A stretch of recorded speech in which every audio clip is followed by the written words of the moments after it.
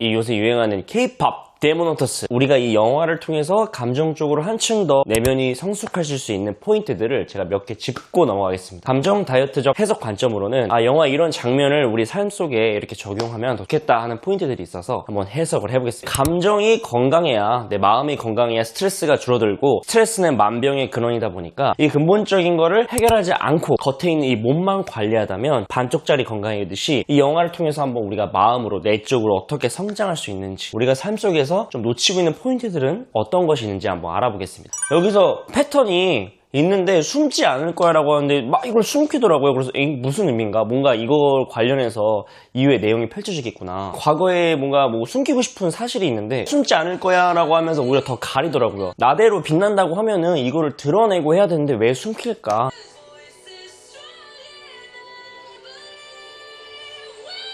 나를 믿는다 라고 했는데, 나를 믿는다고 하면서 나 자신의 이런 트라우마나 이런 비밀스러운 내용은 감추고 드러낸다는 거죠. 그래서 여기서 온전한 나를 드러내지 않는다라는 첫 번째 스토리가 있었고, 결국에는 목소리가 나오지 않아서 도망가는 장면이죠. 자, 그래서 여기서 바로 충분히 사람들 간에도 오해를 살 수 있는 부분이죠. 지금 친한 친구들이랑 욕을 같이 하고 싶은데 친한 친구는 뭔가 그걸 하고 싶지 않대. 친한 사이면은 우리끼리인데 그런 거 가지고 뭘 그러냐 라고 말은 할 수 있겠죠. 왜? 상대에 대한 깊은 사정을 이해하지 못하면 여기서 오해를 한다는 거예요. 루미는 이런 숨기고 싶었던 이 비밀이 있었죠. 이거를 알려주게 됐을 때 동료들이 배신감을 느끼고 떠날까봐, 그 다음에 내가 여태까지 해왔던 혼문을 형성할 수 없을까봐에 대한 두려움이 있어서 목욕탕을 못 갔던 건데, 또 친구들은 살짝 오해를 했죠. 아마 많이 답답했을 거예요. 자기도 말을 하고 싶은데 말할 수 없던 현실. 근데 여기도 중요한 포인트도 다음에 나옵니다. 루미는 답답해서 이해해줄지도 몰라요. Maybe? 이 뭔지 모르겠는데 이분이 아주 결정적인 한마디를 날립니다. 아니야 루미, 문양이 사라지기 전까지는 계속 감추면서 이렇게 해야 돼. 물론 이 말도 틀린 말은 아닙니다.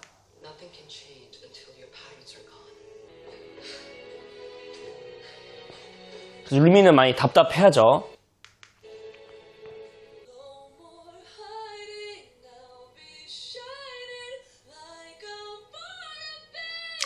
이게 정말 좀 마음을 많이 울렸던 장면이죠. 어떤 결핍이라든지 우리의 단점이라든지 보이고 싶지 않는 그 모습들로 인해서 자존감이 많이 깎이잖아요. 스스로를 자책하고 그다음 죄책감에 시달리면서 살다 보니까 정말 나답게 정말 멋지고 행복한 인생을 솔직히 살기보다는 남들이 하라는 대로 맞춰서 살잖아요. 남들 눈치 보면서 타인에게 피해 많이 끼치지 않으면서 살잖아요. 근데 어쩌면 루미는 알고 있었던 거죠. 이제 이 모습을 나도 그대로 인정하고 살 수 있을 것 같은데, 근데 이모는 자꾸 안 된다고 하고 하니까 답답했던 거예요. 우리 현실에서도 보면은 이 이모 같은 입장은 혹시 우리의 좀 부모님이나 혹시 좀 친한 친구지 않았을까? 우리의 본질적인 나라는 자체를 인정하고 해야 되는데 보통 단점은 나무라고 하고 숨기라고 하고 너의 그 모습은 들켜서는 안 돼. 어쨌든 나다움을 잃지 않고 사는 게 굉장히 중요합니다.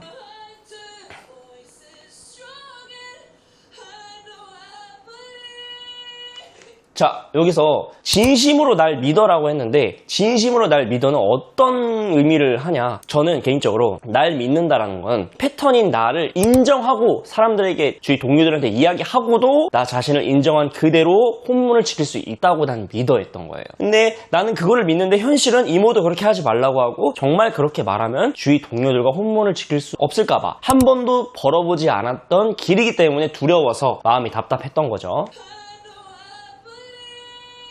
그런 날 믿어였던 내용입니다.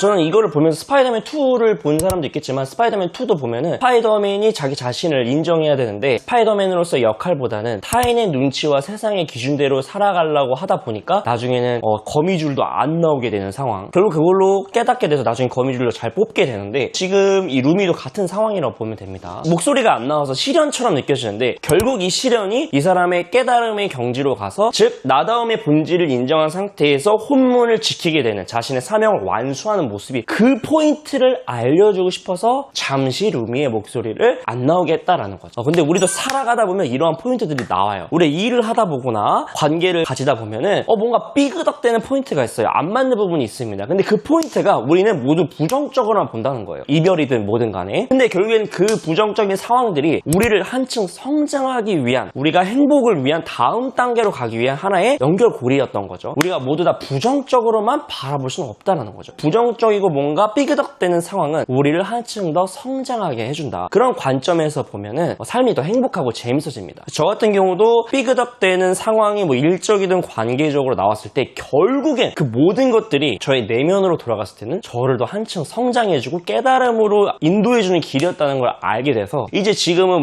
삐그덕대는 상황이 오면은 이게 또 뭔가 신호구나. 나에게 뭔가 깨달음을 주는, 한층 성장시켜주는 과정이구나라는 거 저는 그냥 자연스럽게 이제 받아들이게 됩니다. 그래서 혹시 여러분들 중에서 지금 살짝 고민이 되거나 삐그덕대는 인생의 순간이 왔다면 이 루미아 같은 순간이라 보시면 되고, 분명 그거는 여러분들을 성장시키고 더 좋은 환경으로 나아가기 위한 발판이라고 생각하시면 돼요. 왜? 그렇죠. 세상 탓하고 싶죠. 세상 탓. 저도 옛날에 세상 탓, 환경 탓, 주위 탓 많이 했어요. 왜 너 때문에 내가 사업이 망했다. 너가 왜 일을 그렇지 하냐. 너 때문에 내가 내 행복이 무너졌다. 하지만 여러분 여기서 알아야 될 거는 그 행복의 본질은 나 자신으로부터 나온다는 사실입니다. 외부의 조건으로 행복과 나의 즐거움을 형성하려 하다 보면 언젠가 그게 삐그덕대게 돼 있고, 그 조건이 없었을 때는 나는 행복하지 않아. 조건부 행복으로 많이 가다 보면, 조건부 즐거움으로 많이 가다 보면 그 조건이 있지 않았을 때 나는 불행하고 나는 가치가 없어의 개념 으로 받아들여지기 때문에 모든 행복과 즐거움은 나의 내면, 나로부터 나온다는 사실을 다시 정립해야 합니다.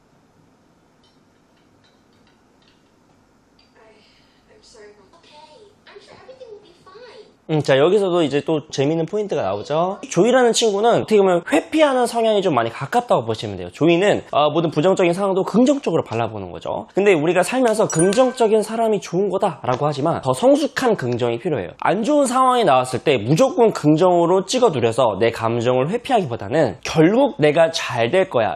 그 단점과 불편한 상황도 수용하면서 나오는 긍정이 진정한 긍정이자 성숙한 긍정의 표현이라 합니다. 문제의 본질을 보기보다는 계속 이제 회피하고 다른 좋은 감정으로 괜찮아, 잘 될 거야, 맛있는 거 먹으러 갈까? 연인 사이나 부모 관계에서도 내가 이런 거 사줄 테니까 걱정하지 마. 이런 조건부나 물질적이나 뭔가 이 긍정적인 감정으로 힘들고 불안했던 감정을 무조건 덮으려고 하고 무조건 그걸로 대체하려고 하면 안 됩니다. 결국에는 마음이 쌓여있고 그 감정은 언젠간 다시 폭발하게 돼 있어요. 문제의 본질을 마주한 다음에 그러함에도 긍정적으로 보는 태도가 바로 성숙한 긍정적인 태도임을 알아두셨으면 좋겠습니다. 정말 우리가 친한 사람이나 정말 우리의 결점과 단점을 그거를 공유할 수 있는 친구가 없다라고 하면 나 스스로라도 내 결점과 두려움은 스스로 수용하고 인정할 수 있는 태도가 필요해요. 그러면서도 나는 내 일을 할 수 있어. 내 결점과 이런 건 있지만 그런 사실은 나 인정해. 괜찮아. 살다 보니까 내가 그런 결점이 있어. 인정해. 그런 트라우마가 있어. 그런 상처를 받았어. 인정해. 나 스스로도 수용할 수 있는 태도가 중요한 거예요.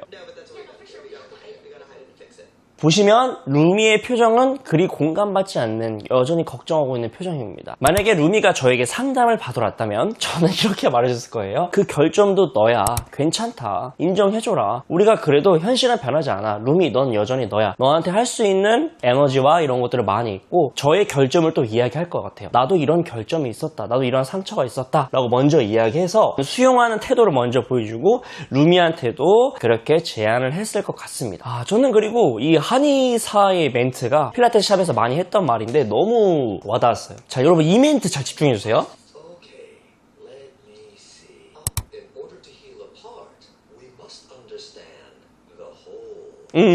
부분을 치료하려면 전체를 이해해야 된다. 필라테스 샵에서도 이런 식으로 교육합니다. 무릎이 아파요? 무릎이 아프면 무릎만 보지 마시고 무릎과 관련된 전체, 골반과 몸통을 보셔야 됩니다. 전체를 보셔야 됩니다. 이렇게 말을 하거든요. 심지어 이 몸만 놓고 봤을 때도 어느 특정 부위가 아파, 손목이 아프다고 하면은 결국 손목만 문제가 있는 게 아니라 이 등 근육과 견갑골 주변의 근육이 약해졌기 때문에 손목이 아픈 거거든요. 이 한의사가 부분을 치료하려면 전체를 이해해야 된다라고 한 것처럼. 근데 이 사람은 마음까지 꿰뚫어봐서 본 거죠. 그래서 감정 다이어트도 그런 거죠. 감기에 걸렸어요. 몸이 아파요. 통증이 일어나요. 자세가 굽었어요. 그 모든 것은 결국 감정, 마음에서 비롯되는 거다. 자신감이 없으면 당연히 이렇게 구부러질 수밖에 없고, 자신감 있는 체형은 이렇게 펴지지 않습니까? 결국 몸과 마음은 연결되어 있기 때문에 이 한의사가 말한 부분도 부분을 치료하려면 전체를 봐야 된다라고 말을 한 겁니다. 여러분, 병원에 가서 명확하게 진단 못 받고 뭐 스트레스 때문입니다 라고 말해서 답답해서 뭐 이곳저곳 찾아다니고 약도 먹고 요것저것 다 해보잖아요. 근데 결국엔 그 스트레스가 답이에요, 여러분들. 결국엔 스트레스 관리해야 되고 마음 관리를 해야 건강해지는 겁니다. 그래서 저 같은 경우도 회원님의 운동 상담을 할 때도 그 운동이 아픈 이유보다는 그 사람의 삶 전체의 이야기와 어떤 스토리로 인생을 살아가는지도 좀 계속 파악하려고 저도 노력을 하거든요. 그러면 꼭 아프신데 이 마음도 같이 아프신 분들이 있어요. 그 말의 뉘앙스나 말투에서도 결국 마음의 여유가 없다 보니까 몸의 여유도 없고 결국 몸이 다치게 되는 현상이 많이 일어나는데, 그런 분들에겐 저는 이제 취미생활이나 여유를 좀 가질 수 있는 시간, 나만의 있는 시간을 꼭꼭 넣을 수 있는 방안을 또 추천드리거든요. 자신에게 어울리는 취미만 잘 찾아도 통증이 사라지는 케이스들도 있거든요.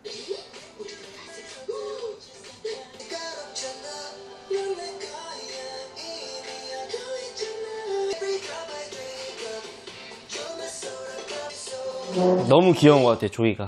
여기서 또 폭탄 맞아요, 보세요. 혼자만 하트 폭탄 맞고 있습니다.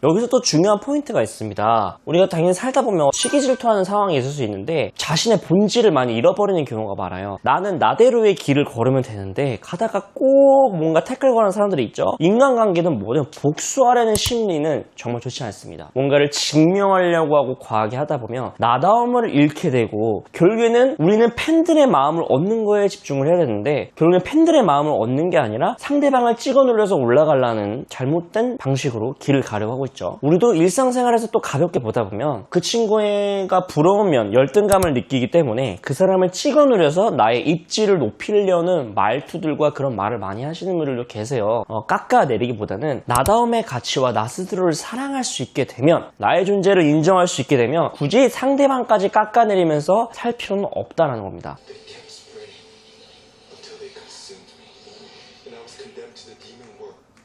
자, 여기서 포인트는 뭐냐면 진짜 중요합니다. 정말 중요해요. 집중!